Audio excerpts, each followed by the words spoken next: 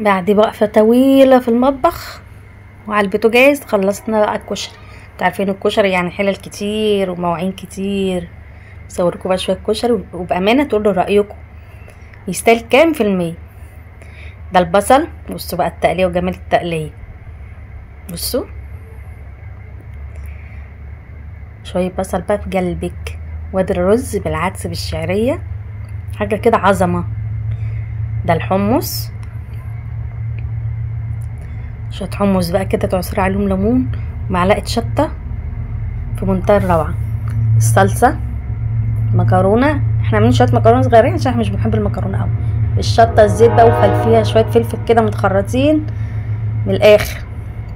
العيش بقى الشامي قطعته وحمرته في الزيت ورشيت عليه ملح وكمون وعظمة. بصوا المكرونة مفلفلة ازاي، برطمان الدقة مش باين. وبألف هنا.